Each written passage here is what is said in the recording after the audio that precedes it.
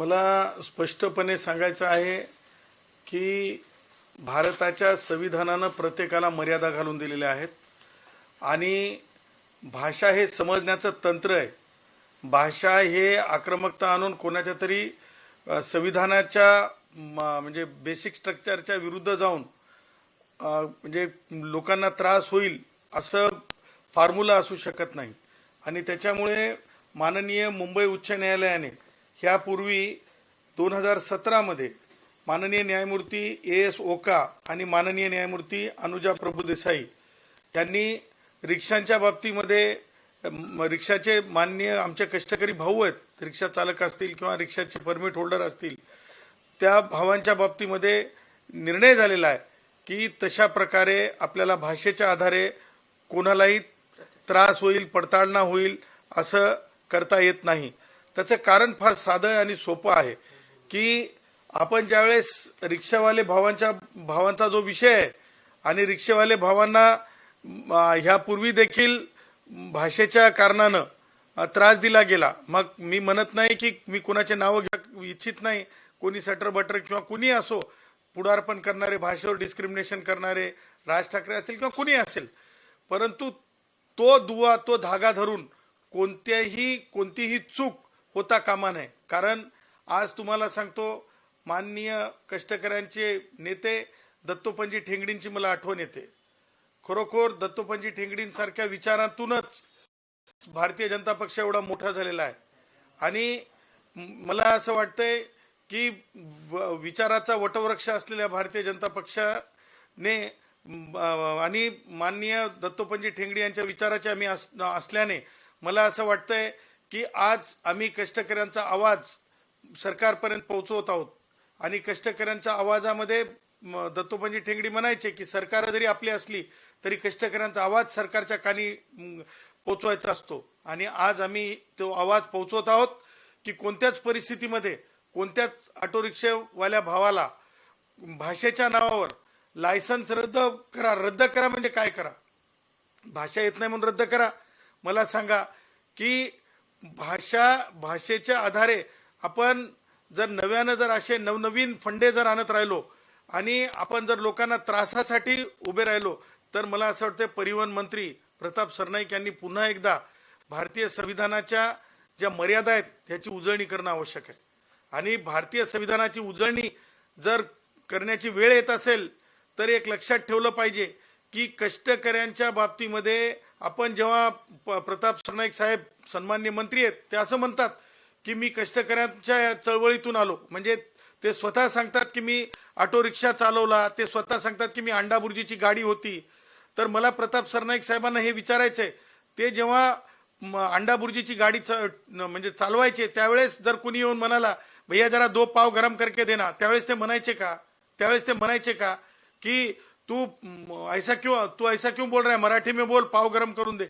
लक्षात घ्या, व्यवसायाला एक संविधानिक वेगळं हे दिलेलं आहे, म्हणजे ज्याला आपण म्हणतो की फ्रीडम दिलेलं आहे.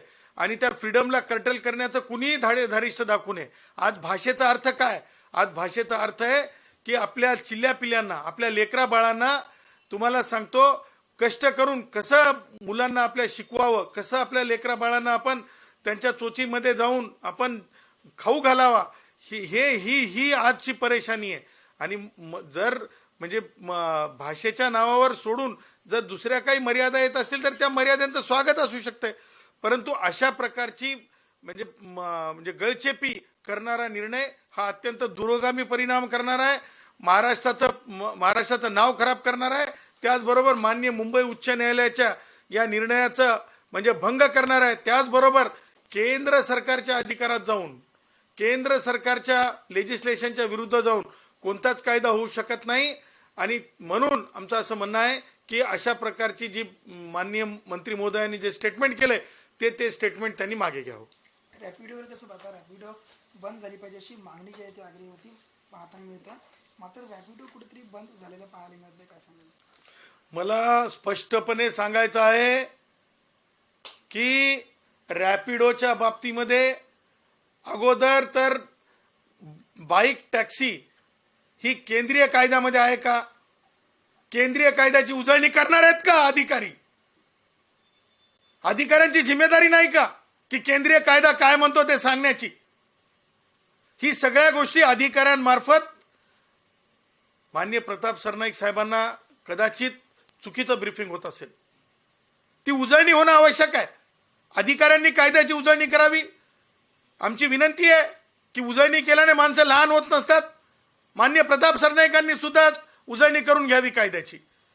आणि हे करत असताना बाईक टॅक्सीला परवानगी देता येते का कायद्यामध्ये? आज तारखेला कायद्यात परवानगी आहे का? जर नसेल तर मग मागे बाईक टॅक्सी चालवली, त्यानंतर प्रताप सरनाईक साहेबांनी स्वतः आपणासमोर, मी म्हणत नाही स्टंट होता, त्यांनी दाखवलं की कशा प्रकारे बाईक टॅक्सी बेकायदेशीर चालत होत्या. तुम्हालाच सगळ्या पत्रकारांना दाखवलं. आम्हाला म्हणायचं नाही उत्सव चांगलेच असतात. उत्सवा बाबतीमध्ये दहीहंडीचा असो कोणता उत्सव असो, तो उत्सव आम्हाला प्यारा है, वो हमारे जान से प्यारा है, उत्सव हमारी धरा है, उसके बारे में किसी का कुछ कहना नहीं है यारो. परंतु लक्षात ठेवा की उत्सव झाल्याच्या नंतर पुन्हा रॅपिडो आली.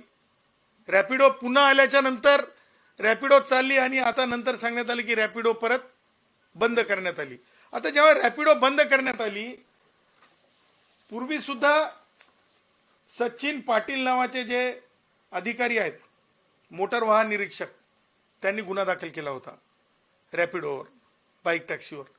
मग पुन्हा आता त्याच्यात कायद्याचे सगळे उल्लेख केलेले आहेत की मोटर वाहन अधिनियम कलम 93चा उल्लेख आहे त्याच्यामध्ये की कशा प्रकारे 2000 नुसार ॲपच्या बाबतीमध्ये सांगितलेलं आहे. हे सगळं असताना, गुन्हा दाखल झाला असताना पुन्हा आता जे आहे रॅपिडो चालू झाली. आता रॅपिडो बाईक मंत्री महोदयांनी बंद आहे म्हणून सांगितलं, पण बघा हे मी स्वतः काल हे पुरावा मी माननीय मंत्री प्रताप सरनाईक साहेबांना देत आहे. मी गुणरत्न सदावर्ते म्हणून मी काल रॅपिडो बाईक जे आहे बुक केली, ती आली परेलला. आणि त्याच्यानंतर तुम्हाला सांगतो, अगोदर म्हणजे सिस्टमॅटिकली मला तुम्हाला सांगायचंय, बुक केल्याच्या नंतर त्या गाडीचा नंबर आला, त्याच्यानंतर त्या व्यक्तीचं नाव आलं आणि त्याचबरोबर तुम्हाला सांगतो 48 रुपये हे बिल आलं. हे 48 रुपये बिल आलं. हा सगळा पुरावा मी आपल्याला दाखवत आहे. सांगायचं तात्पर्य हे आहे की जर रॅपिडो बंद आहे बाईक टॅक्सी, तर मग मुंबईमध्ये का चालू दिली जाते? म्हणून सन्माननीय मंत्री प्रताप सरनाईकांना मला म्हणायचं आहे की अधिकाऱ्यांना तातडीने सांगून, त्या अधिकाऱ्यांना ऍक्टिव्हेट करून, त्या अधिकाऱ्यांना ताबडतोब या कंपनीच्या बाबतीमध्ये जर परवानगी नाहीये, तुम्ही स्वतःच सांगता, तर तातडीने कारवाई झाली पाहिजे अशी आम्ही मागणी करत आहोत. सुनेत्रा पवार आज बारामतीमधून अर्ज जे आहे ते दाखल करणार आहे, कसं पाहता इकडे? मी काँग्रेसचा देखील उमेदवार देण्यात येणार आहे, कसं? मी हे म्हणेल, लोकतंत्रामध्ये, लोकशाहीमध्ये जे आहेत निवडणुका लढण्याच्या बाबतीत वेगवेगळ्या राजकीय पक्षाचे वेगवेगळे मतं असू शकतात, परंतु भावनेची सुद्धा एक जोड महाराष्ट्रातल्या, भारतातल्या राजकारणाला जोडून आहे. आणि त्यामुळं मला असं वाटतंय की सर्व राजकीय पक्षांनी अनेक वेळेस भावनेचा विषय असो की विरोधातल्या भावनेचा विषय असो, एकच उमेदवार दिलेला आहे. ह्यापूर्वी सुद्धा आपण बघितलेला आहे, एक देऊन बिनविरोध सुद्धा निवडणुका झालेल्या आहेत. परंतु लोकशाहीमध्ये कुणाला जबरदस्ती करता येत नाही. पण एक मात्र नक्की, जिथे मला असं वाटतंय की म्हणजे विद्यमान उपमुख्यमंत्री, पहिल्या विद्यमान उपमुख्यमंत्री महिला आहेत, त्यामुळं मला असं वाटतंय की विरोध असो की विरोधातून असो, त्या डंके की चोट पे तिथून आमदार होतील, याच्यात मला बिलकुल शंका नाही.